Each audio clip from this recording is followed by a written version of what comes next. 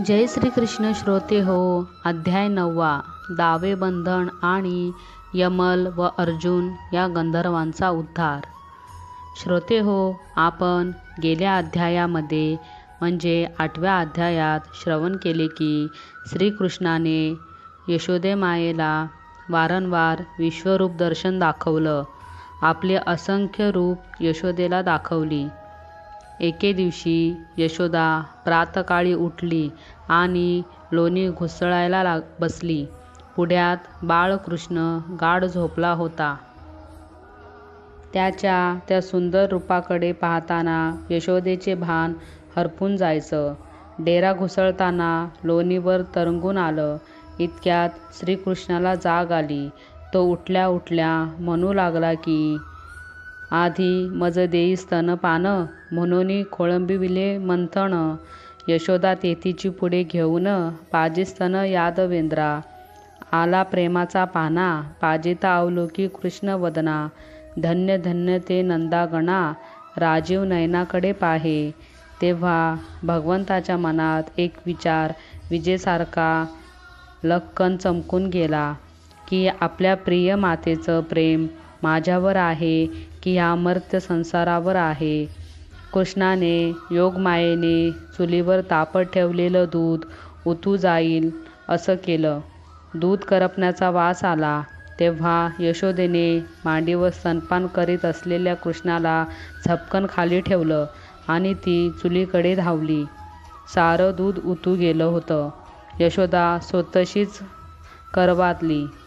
इकडे श्रीकृष्णाने यशोदेने घुसळलेलं सारं लोणी बाळगोपाळांना चमून फस्त करून टाकलं आणि लोण्याचा डेरा फोडून टाकला. जवळ ठेवलेलं उखळ उपडं करून टांगून ठेवलेला लोण्याच्या भांड्यात हात घातला आणि त्यातलं सारं लोणी खाऊन टाकलं. डेरा फोडल्यामुळे सारं ताक वाहून गेलं. डेरा फोडल्याचा आवाज ऐकून यशोदा लगबगीने धावत बाहेर आली. तिच्या हातात छडी होती. ती कृष्णाच्या पाठीमागे लागली तर कृष्ण पळून गेला. जर अंतःकरणात सद्भाव असेल तर श्रीहरी सापडतो, नाही तर तो हाती लागत नाही. परमार्थ टाकून यशोदेने प्रपंच जवळ केला तर वेदांनासुद्धा न सापडणारा तो श्रीकृष्ण कसा काय सापडणार? शोधिता न सापडे वेदशास्त्रा, ठाई न पडे द्विसहस्त्र नेत्रा. वर्णिता न पवे चतुर्वक्त्रा, पंचमुखा दुर्लभ. निराहारी फलाहारी, नग्न मौनी जटाधारी. बहुशोधिती गिरीकंदरी, परी श्रीहरी न सापडे. नाना तीर्थे हिंडता, बहुविद्या अभ्यास करिता. पंचाग्नी साधन साधिता, परी तो कदा न लाभेची. हरी नातुडे बळवंता, न चढे धन्वंताच्या हाता. चतुष्षष्टी कला दाविता, ठाई तत्वता पडेना. एक सद्भावाविन, हाती न लाभे जगत जीवन. प्रेमाविन मनमोहन, कोणासाही न सापडे. अखेर यशोदा धावता धावता दमली. तिच्या कपाळावर घर्मबिंदू उभे राहिले. तेव्हा श्रीकृष्णाच्या मनात सद्भाव दाटून आला व तो म्हणू लागला की इने बहुत जन्म तप केले, जन्मोजन्मी प्रेमे बांधिले. म्या सगुण रूप धरिले, भक्ती देखुनी इयेची. तेव्हा कृष्णाने हरिकृपेने यशोदेकडे पाहिले. यशोदा धावत आली आणि तिने कृष्णाला पकडलं. ती खूप रागावली होती. हरी घाबरून रडू लागला. त्याच्या डोळ्यातून अश्रू ओघळू लागले. यशोदेने घातलेले डोळ्यातले काजळ वाहू लागले. यशोदेने कृष्णावर रागाने छडी उगारली, पण ती परमेश्वराला मारू शकली नाही. तिला कृष्णाला छडी मारणं शक्यच नव्हते. ती म्हणाली, कृष्णा थांब, तुला मी आता उखळालाच बांधून ठेवते. आणि तिने कृष्णाला उखळाला बांधायला सुरुवात केली. तो काय आश्चर्य, दोरी पुरेच ना. सर्व गवळणींनी उत्साहाने दोऱ्या आणल्या, परंतु हरिलीला अपूर्व होती. गोपिका दावे आणूनी देती, हावे पेटली यशोदा सती. नवलक्ष दावी न पुरती, अगाध कीर्ती हरीची. इकडे यशोदेने निश्चय केला की कृष्णाला बांधल्याशिवाय राहणार नाही. वेदांनी त्या स्वरूपप्राप्तीसाठी गर्जना केल्या होत्या. तो परमात्मा त्यांना बांधता आला नव्हता. यशोदा बिचारी कृष्णाला काय बांधून ठेवणार. शेवटी कृष्णालाच आपल्या मायेची दया आली. त्याने ठरवले की आपण उखळीला बांधून घ्यायचं आणि अकस्मातपणे ती दोरी कृष्णाला बांधण्यासाठी पुरली. सगळ्या गवळणींना आनंद झाला की हा आपला नंदगोपी एकदाचा बांधला गेला. त्या कृष्णाला म्हणू लागल्या, बहुत लोकांसी तुवा पिडिले, त्याचे उटे आणि निघाले. मातेने तुझं बांधिले, आता कैसा जाशील. यशोदा मग गवळणींना म्हणाली की तुम्ही सर्वजण आपापल्या घरी जा. आणि यशोदा आपल्या कामाला घरात निघून गेली. नंद अंगणात कृष्ण एकटाच राहिला. त्याने उखळीला ओढत ओढत समोर 2 वृक्ष होते त्या वृक्षांपाशी गेला. ते 2 पुराण वृक्ष जवळजवळ होते. कृष्णाचे उखळ त्या 2 वृक्षांतून जाईना. कृष्णाला ठाऊक होतं की हे 2 वृक्ष म्हणजे कुबेराचे नल आणि कुवर. नलाचे 2 उन्मत्त पुत्र होते. त्यांना नारदाने शाप दिला होता की तुम्ही दोघेही वृक्ष व्हाल. त्या 2 पुत्रांनी दयाबया करून उशाप मागितला. तेव्हा नारद मुनी म्हणाले की तुम्ही गोकुळात जुळे अर्जुन वृक्ष व्हाल. श्रीकृष्ण तुमचा उद्धार करील. त्या दोघांचा उद्धार करण्यासाठी तर कृष्णाने स्वतःला उखळाला बांधून घेतले होते. त्या 2 वृक्षातून जेव्हा उखळ जाईना तेव्हा कृष्णाने विलक्षण ताकदीने ते उखळ वृक्षांमध्ये घातले. प्रचंड कडकड आवाज करीत ते वृक्ष जमीनदोस्त झाले. तेव्हा ते 2 तरुण वृक्षातून बाहेर आले. त्यांनी कृष्णाला नमस्कार केला, त्याची पूजा केली आणि आकाशमार्गे कुबेराकडे पुन्हा निघून गेले. इतक्यात नंद समोरून आला तर वृक्ष उन्मळून पडले आहेत आणि गोपाळकृष्ण मध्ये अडकला आहे.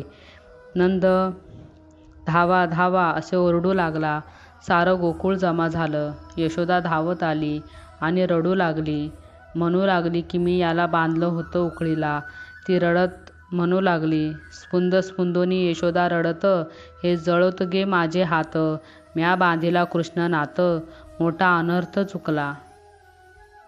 तेव्हा तिथे काही लहान मुलेही होती.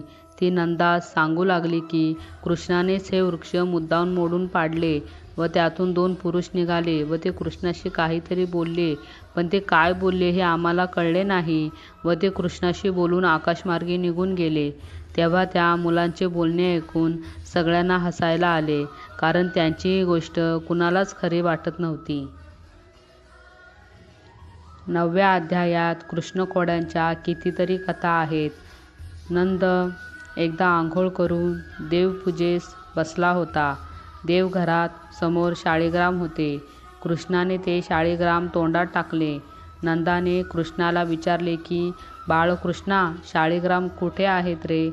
तेव्हा कृष्ण म्हणाला, मला ठाऊक नाही. यशोदा म्हणाली की हाच आता देवघरात होता, ह्यानेच तोंडात टाकले असतील. नंद काहीच बोलला नाही. तो म्हणाला, फक्त मी शाळीग्राम मिळेपर्यंत अन्न ग्रहण करणार नाही.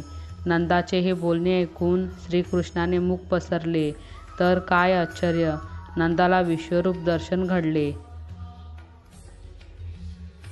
नंदाला तेव्हा श्रीकृष्णाच्या मुखामध्ये असंख्य शाळीग्राम मूर्ती, असंख्य सूर्य, गणेश, उमापती हे सर्व दिसले. अनंत ब्रह्मांड रचना त्या क्षणी त्याला त्याच्या मुखामध्ये दिसल्या. हे सर्व नंदाने आनंदाने पाहिले व तो आपला देहभाव विसरून गेला व त्याला बोलण्यासाठी काही शब्दच फुटत नव्हते. नंदाला देवतार्चन, भोजन, स्नान, शयन हे काहीच आठवत नव्हते. त्याचे मन हरिरूपी निमग्न झाले होते. लगेचच श्रीकृष्णाने त्याच्यावर आपले मायेचे आवरण घातले व त्याचे शालिग्राम त्याला परत दिले. नंद मनामध्ये विचार करू लागला की या श्रीकृष्णाला मूल कोण म्हणेल. प्रस्तुत अध्यायामध्ये एकामागोमाग एक श्रीकृष्णाच्या बाळलीला अवतरतात. असेच एके दिवशी प्रातःकाळी यशोदेने मंथनास आरंभ केला. तेव्हा श्रीकृष्ण तिच्याजवळ येऊन म्हणाला की, माते, मीही क्षणभर दही घुसळणार आहे. नंदाला फार कौतुक वाटले. मग कृष्णाने रवीची दोरी हाती घेतली व घुसळण्यास आरंभ केला व मातेला म्हणाला की, तू खूप श्रम करून दमली आहेस, जरा विश्रांती घे. नंद व यशोदा कृष्णाच्या दही घुसळण्याचे कौतुक पाहू लागले. पण कित्येकांना तर चिंता वाटू लागली की जेव्हा देवाने कूर्म अवतार घेतला होता व जसे वासुकीची दोरी करून समुद्र मंथन घडवून आणले होते, तसे आता पुन्हा एकदा देवाने मंथनास सुरुवात केली आहे, तेव्हा आता पुढे काय होणार. पण देव मात्र सुखावले व म्हणू लागले की आता पुन्हा एकदा सुधारस म्हणजे अमृत प्यावयास मिळणार. तर इंद्र म्हणू लागला की सागर मंथनातून 14 रत्ने निघाली, ती पुन्हा हाती येतील. तर वासुकी नाग पुन्हा मंथनाच्या प्रक्रियेला पाहून पूर्ण दिनवदन झाला. तर कासव आपली पाठ मागे घेऊ लागला. शिव म्हणू लागला की पहिल्या सागर मंथनामध्ये निघालेले विष मी माझ्या कंठात साठवले आहे. आता पुन्हा एकदा विष निघाल्यावर ते मी कुठे साठवू. तर लक्ष्मी म्हणते की या मंथनातून जर पुन्हा एकदा माझ्याहून सुंदर एक लक्ष्मी निघाली तर तीच तुला प्रिय होईल गोपाळा. मग माझे काय होणार. तुम्ही तर पुन्हा मंथनास सुरुवात करून मोठा अनर्थच मांडला आहे. तेव्हा नंद यशोदेस म्हणतो की पुरे झाले मंथन, आता थकला माझा गोपाळ. व त्याने श्रीकृष्णास उचलून हृदयाशी धरले. असेच एके दिवशी एक आणखीन नवल घडले. 12 ते 16 गवळणी एकत्र आल्या व त्यांनी असा विचार केला की आपण आता सदा लोणीचे कृष्णापासून रक्षण करूया. मग त्यांनी एक चांगले घर पाहून त्यात लोणी साठवून ठेवले व त्या घराला बाहेरून घट्ट कुलूप घातले व त्या घराबाहेर त्या गवळणी सदा पहारा द्यायला लागल्या. तेव्हा कृष्ण आपल्या गवळी गड्यांबरोबर खेळत होता. कृष्ण त्या वेड्याभोळ्या मित्रांना म्हणतो की एका घरामध्ये गवळणींनी माझ्या भीतीने लोणी रक्षण करून ठेवले आहे. त्या सतत बाहेर पहारा देत असतात. मला खूप त्या थकवीत आहेत. चला आपण तिथे जाऊया. तर गडी म्हणतात की दरवाजाला तर कुलूप आहे, कोणत्या मार्गाने आज जायचं गोविंदा. कृष्ण त्यांना म्हणतो की ऐका, तुम्ही सर्वत्र आता नेत्र झाका. ऐसे बोलताच वैकुंठनायक सर्वांनी आपले नेत्र झाकले. मग हरीने आपली योगमाया स्मरून क्षण न लागता व बाहेर कुणाला कळू न देता सगळे सवंगडी त्या घराच्या आत नेले. नंतर दही, दूध, लोणी सर्व आपल्या गड्यांसमवेत कृष्णाने फस्त केले व खांबाला हात पुसले. मडकी सर्व फोडून टाकली. एवढे सर्व झाले तरी बाहेर कोणासच पत्ता लागला नाही. मग कृष्ण गड्यांना म्हणतो की आता तुम्ही जोरजोरात हाका मारा. तसा सगळ्यांनी कल्ला केला. बाहेर पहारा देत असलेल्या गवळणी चकमकल्या. त्या म्हणू लागल्या की अरे छा, कृष्ण कोणत्या दारातून आत गेला असेल बरे. सगळी कुलपं तर तशीच आहेत. असो, आज बरा आतमध्ये सापडला. एक गोपिका म्हणाली की कुलूप आत्ताच काढू नका. तर एक यशोदेला बोलवायला गेली. एका गोपीने हातात वेताची काठी घेतली व म्हणाली की पोरे आता बाहेर येतील, त्यांना चांगली शिक्षा करू. तर एक म्हणते त्यांना की सोडून द्यावं, तर एक म्हणते स्तंभी बांधावं. पण जो मुख्य चोर आहे कृष्ण, त्याला सर्वथा सोडू नये. असे बाहेरचे गोपींचे बोलणे ऐकून आतील समस्त पोरे रडायला लागली, चळाचळा कापायला लागली. तर एक स्फुंदत हरीस म्हणू लागला की एकदा यातून काढ. पुन्हा असे करणार नाही. तर श्रीकृष्ण हसायला लागला. गडी म्हणतात, हसतोस गोविंदा? तुला उकळी बांधतील ह्या सर्व गोपिका व यशोदा. परमानंदा तुला शिक्षा करतील. आम्हालाही गवळणी ताडण करतील व घरी मातापिताही मारतील. येथून आम्हाला बाहेर काढ. तेव्हा हरी म्हणतो, ऐका, तुमचे नेत्र परत झाका, कदा डोळे उघडू नका. व तो सगळ्यांना बाहेर काढतो. मग सगळ्यांनी नेत्र झाकले. कृष्णाने त्यांना खिडकीतून बाहेर काढले. तर पेंद्याने किंचित डोळे उघडले की आपल्या हरीची माया कशी आहे ते पाहावयासाठी. डोळे उघडताच त्वरित पेंदा खिडकीतच अडकला व त्याचे पाय अधांतरी लोंबायला लागले. तो कृष्णाला म्हणाला की धाव आता गोविंदा, मला यातून सोडव. तोपर्यंत गवळणींनी कुलूप काढून त्या घरात आल्या. तोच त्यांना पेंदा लोंबत असताना दिसला. त्यांनी पेंद्याचे पाय काठीने सडकून काढले. तेव्हा पेंदा कृष्णाला म्हणू लागला की धाव धाव आता मधुसूदना, मला या गवळणींनी खूप मारत आहेत. मी तुझा अन्यायी आहे.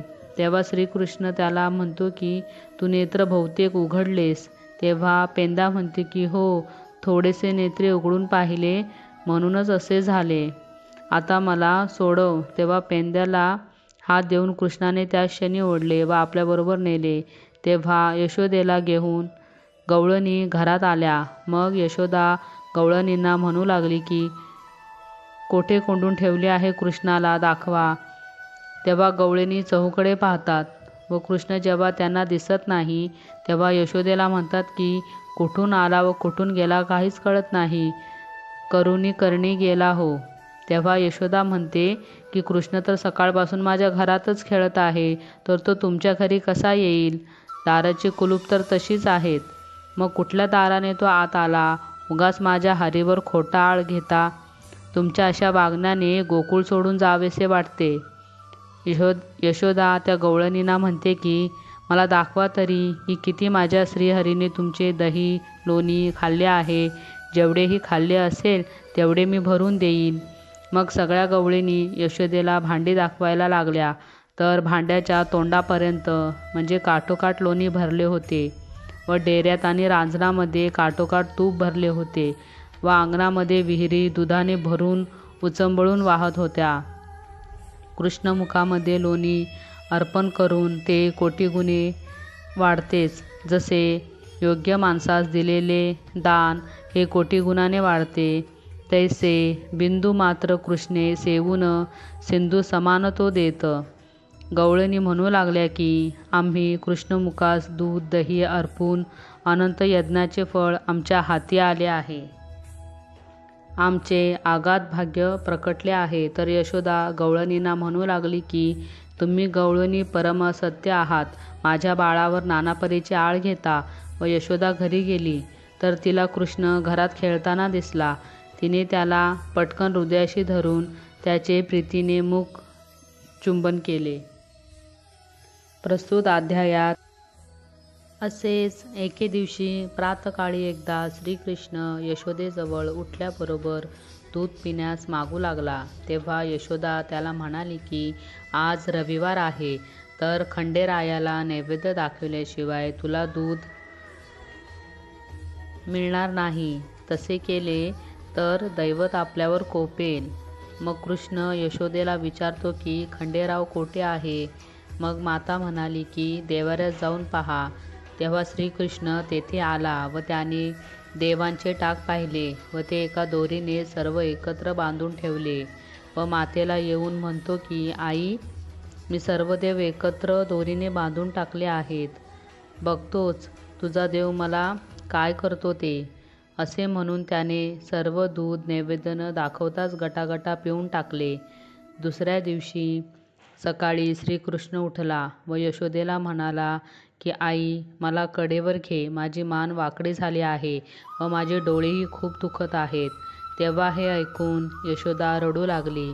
व कृष्णाला म्हणाली की खंडेरायाने प्रचिती दाखवली व ती कृष्णाला घेऊन देवघरात गेली व कृष्णाला अंगारा लावला व म्हणाली की खंडेराया, माझ्या हरीवर कृपा कर. तो अकस्मात म्हाळसापती दैदिप्यमान दिव्यमूर्ती तडिदंबर प्रभा फाकती कैलासपती साक्षात, म्हणजेच तेथे साक्षात खंडेराया प्रकट झाला व यशोदेला म्हणू लागला की हे यशोदे, तुझे पूर्वपुण्य अद्भुत आहे, म्हणून तुझ्या उदरी हा त्रैलोक्यनाथ श्रीकृष्ण जन्माला आला आहे. आम्ही सर्व देवते त्याचे अंगभूत आहोत. तू याला पहिले भरव व याला भजत जा. तू याला पूजलेस की व भरवलेस तर आम्ही सर्व तृप्त होऊ. असे बोलून खंडेराया गुप्त झाला व यशोदेला हरीचा प्रताप कळला. असेच एके दिवशी कृष्ण आपल्या मातेला म्हणाला की आई, मला आधी जेवायला घाल. तेव्हा यशोदा त्याला म्हणाली की आधी देवपूजा करून घेते, मग तुला जेवायला देते. तेव्हा कृष्ण आईला म्हणतो की असे देव तरी किती आहेत ग? यशोदा म्हणाली की देवी भवानी, खंडेराव, भैरव, गणेश असे खूप देव आहेत. त्यावर कृष्ण गदगदा हसून यशोदेला म्हणाला की जो देवांचा देव आहे त्यालाच तू का भजत नाहीस? तेव्हा यशोदा त्याला म्हणते की तो देव मला कसा दिसणार? तेव्हा श्रीकृष्णाने तत्काळ त्याचे चतुर्भुज, घनश्याम, शंख, चक्र, गदा, पद्य व पीतांबर नेसलेले रूप यशोदेला दाखविले. यशोदेने तात्काळ नमस्कार केला. लगेचच कृष्णाने यशोदेवर आपले मायाजाळ घातले व पूर्वी होता तैसा बाळ झाला. असेच एके दिवशी कृष्ण घरातील देवाऱ्याजवळ गेला व देवाऱ्यातील मूर्तींना म्हणाला की तुम्ही माझ्या मातेस सांगा की तुमच्या अगोदर तिने मला जेवायला घालावे. तर यशोदा देवाऱ्याजवळ आली असता त्या धातुमूर्ती त्यावेळी यशोदेशी बोलू लागल्या की हे यशोदे, तू कृष्णाला सद्भावाने भज व आमच्या अगोदर त्याला जेवायला घालत जा, तरच तुझी पूजा आम्हाला पावेल. हे मूर्तींचे बोलणे ऐकून यशोदा आश्चर्याने तटस्थ झाली व तिने प्रेमाने कृष्णाला जवळ घेतले. असेच एके दिवशी कृष्ण व बलराम अंगणात खेळत असताना बलराम कृष्णाला म्हणतो की कृष्णा, तुला एक गोष्ट कळली की नाही की तुला कोंडा देऊन यशोदेने विकत घेतले आहे. त्याचं उदाहरण तुला कोंडा देऊन यशोदा मायने विकत घेतले आहे. त्याचं उदाहरण ही मी तुला देऊ शकतो. म्हणजे बघ, यशोदा माय ही गोरी व नंदताता ही गोरे आहेत. त्यांच्या पोटी तू काळा कसा जन्माला आलास? म्हणजे तुला कोंडा देऊनच विकत घेतले आहे, असेच मला कळले आहे बाबा. ऐसे बलराम बोलताच कृष्ण रडायला लागला व मातेजवळ गेला. तेव्हा यशोदेने त्याचे डोळे पुसले व म्हणाली की काय झालं? तू का रडतोयस? तुला कोणी काही बोलले का? तेव्हा कृष्ण आईला म्हणतो की दादा मला म्हणतो की मला कोंडा देऊन विकत घेतले आहे म्हणून. तेव्हा यशोदा त्याला म्हणते की तू माझ्याच उदरी जन्माला आला आहेस. बळीराम तुला हे सगळं मुद्दाम चिडवण्यासाठी बोलतो आहे. असेच एक दिवस ब्रह्ममुहूर्तावर एक गवळण माघस्नानासाठी यमुनेच्या तीरी गेली. तर तिथे कृष्णाने अशी लीला केली की तिच्या गोठ्यातील सगळ्या गायींना सोडून दिले व त्या जागी बैल बांधले. ती गवळण स्नान करून आली व धार काढण्यासाठी गोठ्यात गेली. धार काढण्यासाठी जेव्हा ती गाय म्हणून तिचा कासा धरायला गेली तेव्हा तिच्या लक्षात आले की ही गाय नसून बैल आहे. तोपर्यंत सूर्य पूर्णपणे उगवला. तर ती पाहते तर काय, पूर्ण वाडा बैलांनी भरला होता.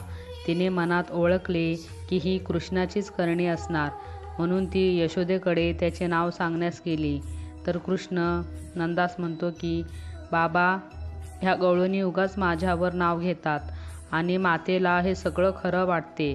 कृष्णाचे हे बोलणे ऐकून यशोदा नंदाच्या तोंडाकडे बघून हसायला लागते.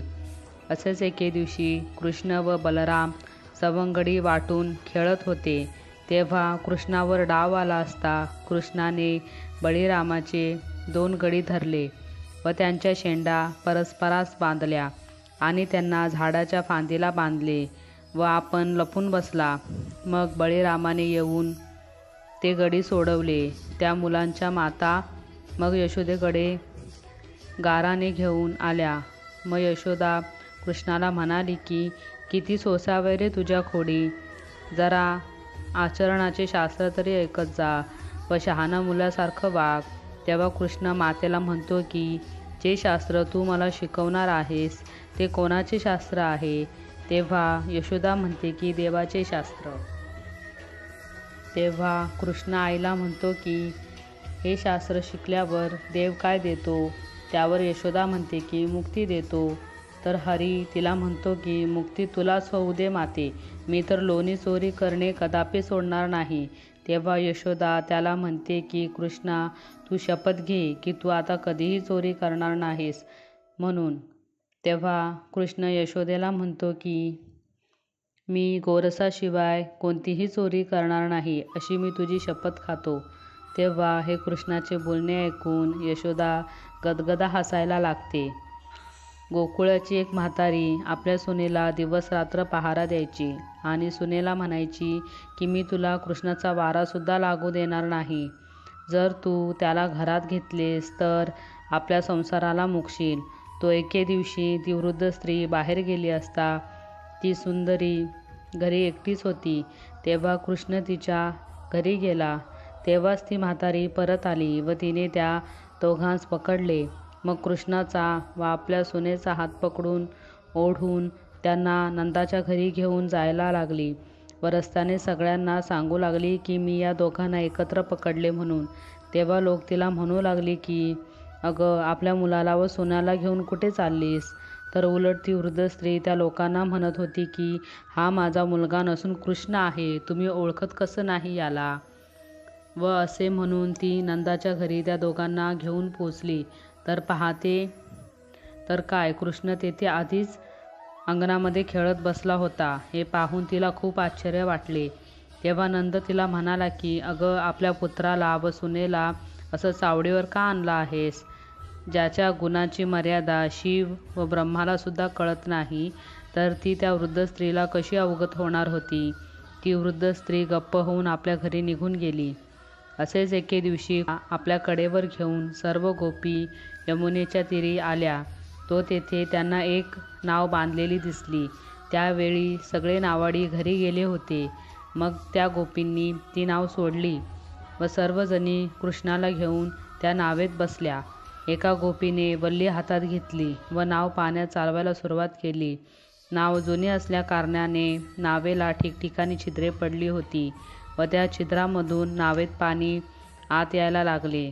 तेव्हा गोपिका खूप घाबरल्या व कृष्णाला म्हणाल्या की आता काय करावे कृष्णा, नौका बुडेल की आता? तेव्हा कृष्ण त्यांना म्हणतो की आपली वस्त्रे काढा व त्याचे गोळे करून त्या छिद्रांमध्ये घाला.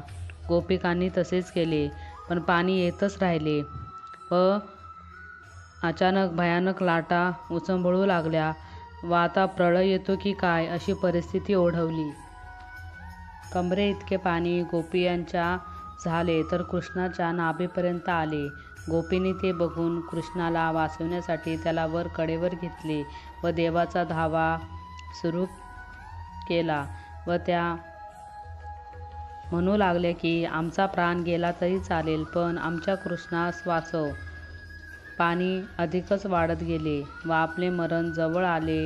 हे बघून गोपिकांनी ती कृष्णाची सावळी मूर्ती हृदयातच तैशीच रेखली व त्यांची वृत्ती हरिरूपमध्ये मुरली. व गोपी म्हणू लागल्या की गोपी म्हणती सावळे कान्हाई, जगन्मोहने कृष्णाबाई, ऐसे जन्मोजन्मी देई दर्शन तुझे राजसे. आम्ही अनंत घेऊ जन्मा, परी तू आम्हासी खेळे मेघश्यामा. भक्त कामक कल्प द्रुमा, ऐसाची भेटे पुढती तू. आपले मरण जवळ येऊन सुद्धा गोपिकांनी हरीचे स्मरण सोडले नाही, हे पाहून श्रीकृष्ण संतुष्ट झाला. त्याने पर्जन्य अकस्मात उघडला, सूर्य प्रकटला, वारा स्थिर झाला व अकस्मात नाव कडेला लागली.